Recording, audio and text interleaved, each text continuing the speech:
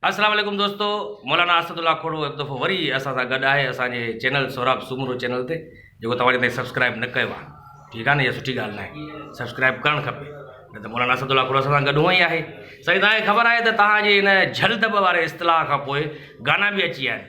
पहिरियां घुमंदो हुए तूं सीनो ताणे झलदब हाणे लही वई वॾाई थी वई तबाही झलदब हाणे।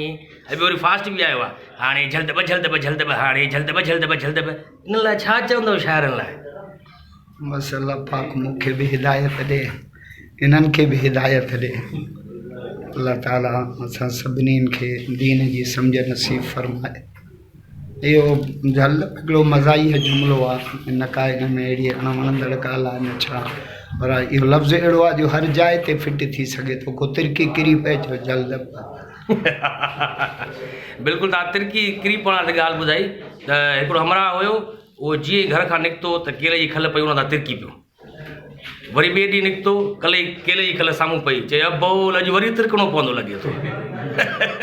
छा त ख़ल्क़ आई आहे, हालांकि ॾिसनि 5 माण्हू था रुॻो। कॾहिं पाण बिजली जो हली वेंदी आहे, चवनि सभिनि जी वई आहे, सभिनि जी वई आहे। छा चवंदा बिजली मक़सदु हूंदी आहे, उहा ई ॻाल्हि आहे न। ऐं तव्हां अक्सर माण्हू वरी पाड़े में पुछंदा हूंदा कि साईं तव्हां ॾे बिजली आहे?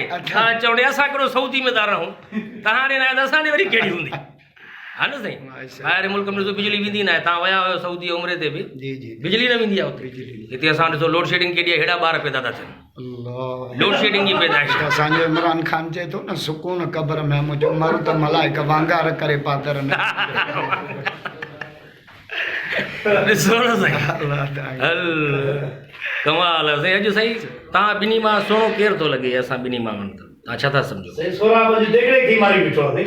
तव्हां मेकअप कंदो त असांखे मारे मेकअप कंदो, हाली असांजूं मार्कूं मथे, हाली मार्कूं मथे, तव्हां हूअं ई मार्कूं मथे साईं। फजर पढ़ी आहे न, तव्हां उथाई 11 बजे। हा, इहा बि ॻाल्हि आहे, बिल्कुलु न न बिल्कुलु। हाणे साईं असांजा पहिरियां क्लिप ठाहीसीं तव्हां सां आशिक़ ज़रदारी साहिब जी उताक ते, उते चयो मां आख़िर में त मौलवी साहिबु हाणे थोरी देरि खां पोइ नमाज़ ते वेंदो, त माण्हू वरी कमेंट्स में लिखियो हुयो, अच्छा मौलवी साहिबु ईंदो माना तव्हां न वेंदव?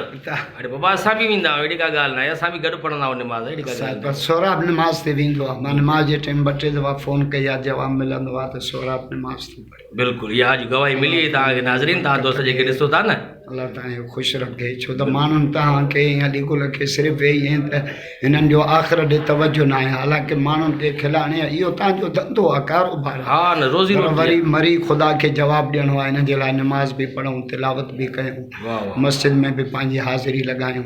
बिल्कुलु बिल्कुलु ज़रूरी आहे साईं, तमामु घणो अलाह जा शुक्र अदा। माण्हू चवनि था खिलायो छाजे लाइ था, बाबा ॼावासीं त दाईअ रोवारियो, सुनत तौर वेठासीं त हजम रोवारियो, स्कूल वियासीं त मास्तर पातराणी रोवारियो, मस्जिद में वियासीं त मौलवी रोवारियो, भला जहानी रोअण जो आहे। ॾिसो यार,